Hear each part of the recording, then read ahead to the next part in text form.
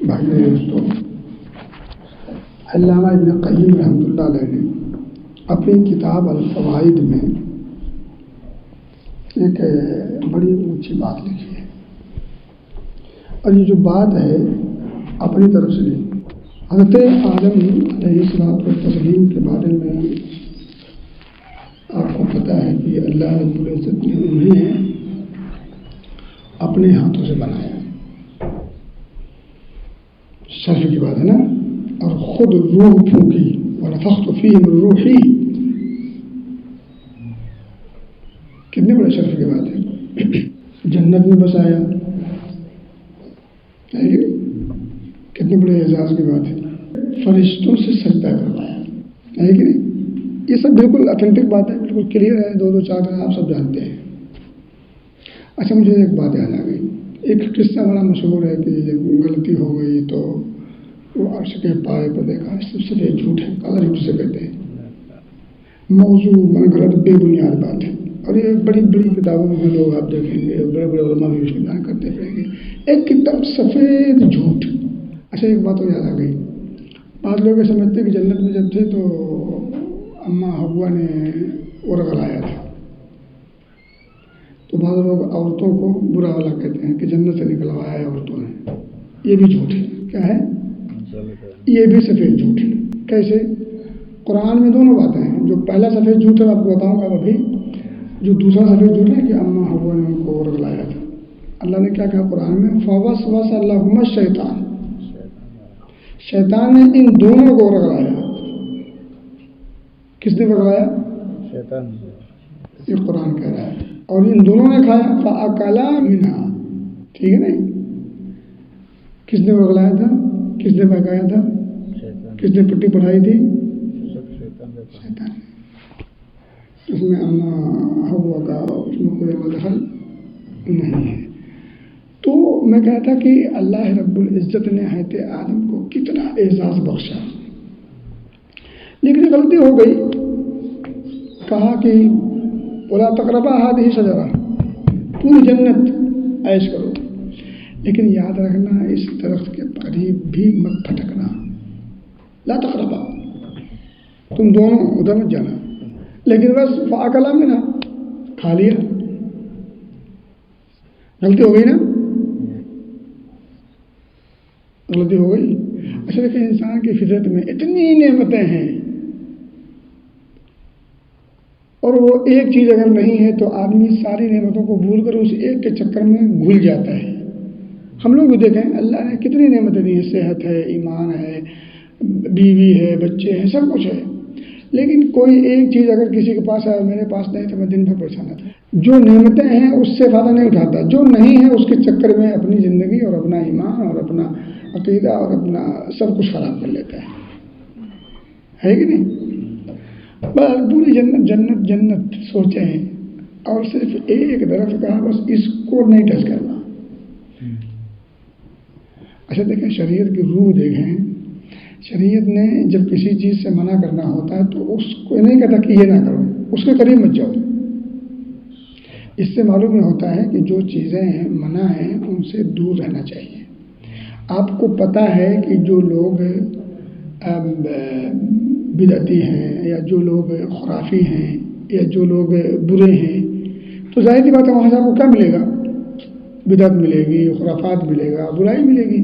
تو کیا کہا کہ ان کی صحبت نہ اختیار کرو، ان سے قریب نہ رہو، دور ہی رہو۔ کیوں؟ کیونکہ وہاں جاؤ گے تو اچھی چیز نہیں ملے گی۔ تو بہرحال کہنے کی بات یہ، میں کہنا یہ چاہ رہا تھا، آج جو درس دینا تھا جو وہ ذرا سنیں، بات آگے نکل گئی۔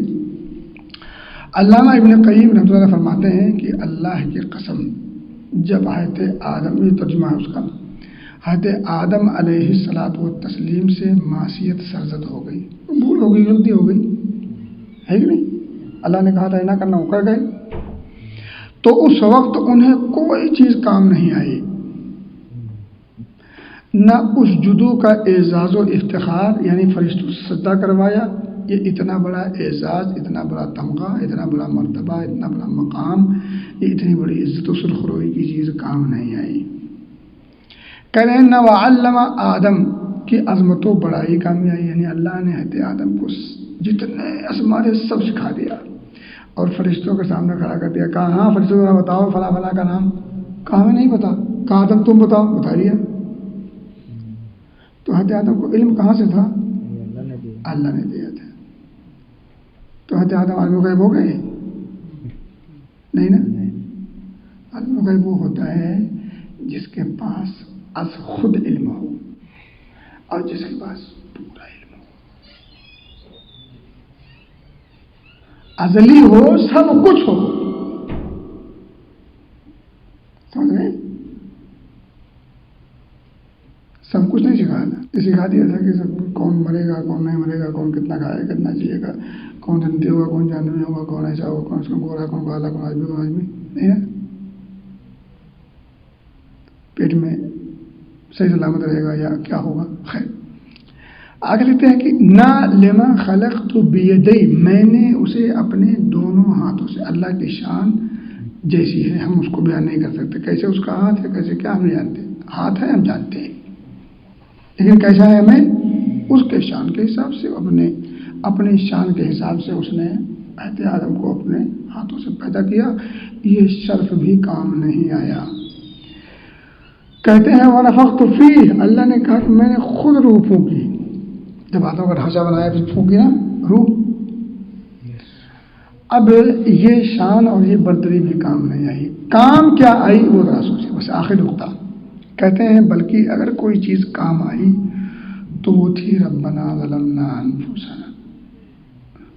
ربنا ظلمنا انفسنا وَإِن لَّمْ تَغْفِرْ لَنَا وَتَرْحَمْنَا لَنَكُونَنَّ مِنَ الْخَاسِرِينَ. دونوں نے کہا. کس دونوں نے؟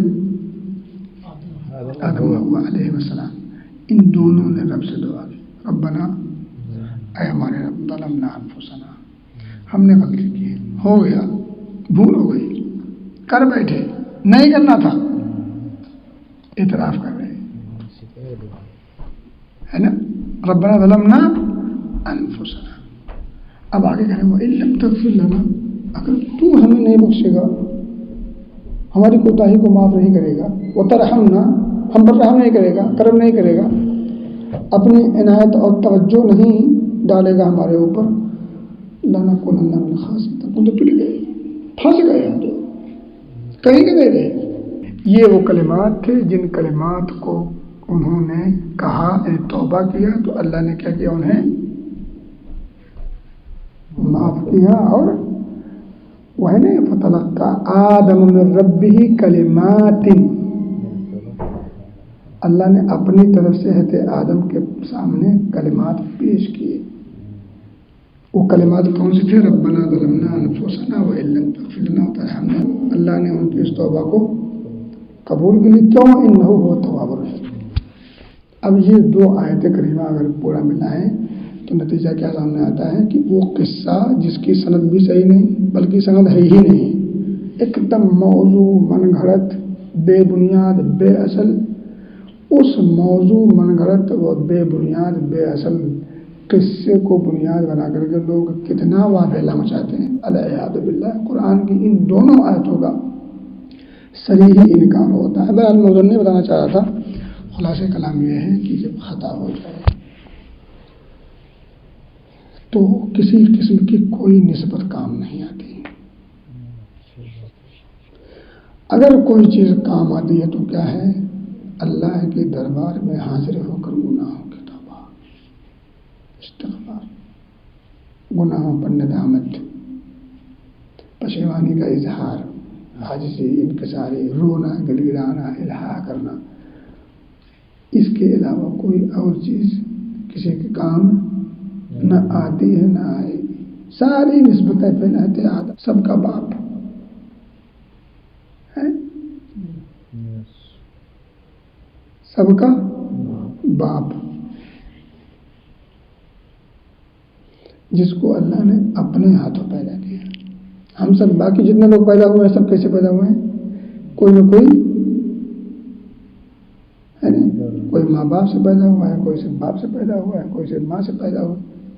لیکن صرف آدم علیہ السلام ایسے ہیں، نہ باپ نہ ماں. اتنا بڑا اعزاز، اتنا بڑا شرف اور اتنی بڑی امتیازی شان سب کچھ ہوتے ہوئے ایک غلطی ہوئی تو اللہ نے پکڑ لیا. جب پکڑا تو پھر کب جا کر کے معاف ہوئی؟ جب کہا رب بنا. مولا بھول گیا تھا، غلطی کر گیا.